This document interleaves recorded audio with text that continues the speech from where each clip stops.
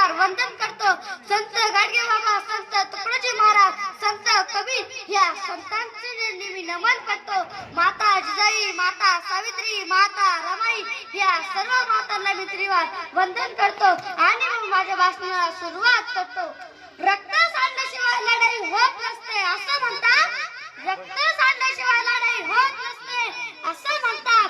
पण एकही रक्ताचा थेंब न सांडता लेखणीच्या जोरावर लढणारा माझा बा भीमा वैचारिक योद्धा होता. डॉक्टर बाबासाहेब आंबेडकरांचा जन्म 14 एप्रिल 1891 रोजी महू या गावी झाला. त्यांच्या आईचे नाव भीमाबाई व वडिलांचे नाव रामजी असे होते. मित्रांनो हे कायम लक्षात ठेवा.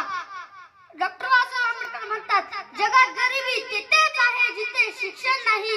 म्हणून अर्धी भाकर कमी खा, पण आपल्या मुलांना चांगले शिक्षण द्या. जर तुमच्याकडे 2 नाणी असतील तर एकाची भाकर घ्या आणि एकाचं पुस्तक घ्या. जर भाकर तुम्हाला जगवेल तर पुस्तक तुम्हाला जगण्याची कला शिकवेल.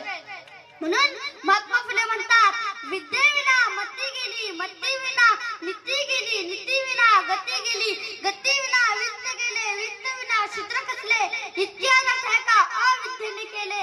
मित्रांनो हे कायम लक्षात ठेवा. तलवारीच्या धारेपेक्षा लेखणीची तार कायम टिकणार आहे. हे सर्वात खतरनाक शस्त्र आहे.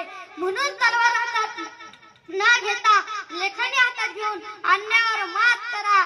पण आम्ही शिकायला तयार नाही. शिकलो तरी संघटित होत नाही. संघटित झालो तरी संघर्ष करण्यास घाबरतो. बाबासाहेब 18 तास अभ्यास करायचे, पण आपलं 2 तास सुद्धा अभ्यास करू वाटत नाही. मग क्रांती कशी होणार? मी आता ठरवलंय, शिकणार, लोकांना शिकवणार, संघटित करणार, अन्यायाविरुद्ध संघर्ष करणार. हीच बाबासाहेबांकडून शिकवण घेणार. अन्न तर होते पण भाकर देणारा एकच होता. पाणी तर होते पण पाजणारा एकच होता. मेलो असतो गुलामी करून, पण जीवाला जीवनाचं दान देणारा माझा भीमच होता. माझा भीमच होता. जिथे कुत्रे मात्र पाणी पिऊ शकतात, पण माणसासारख्या माणसाला पाणी पिण्यास बंदी केली जात होती. 14 एप्रिल बाबासाहेब उतरले. पिढ्याने पिढ्या तहानलेल्या वाटांना संतेचं पाणी पाजलं. माणूस माणसात आणला. माणसाला माणसं प्रेम करायला शिकवलं.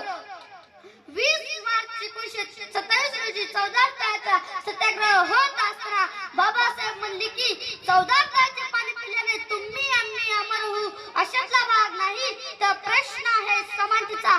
आम्हीही इतरांप्रमाणे माणसं आहोत. आम्हालाही पाणी पिण्याचा अधिकार आहे.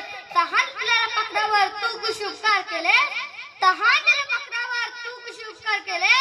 एकाच वंदन पेला पण सारखं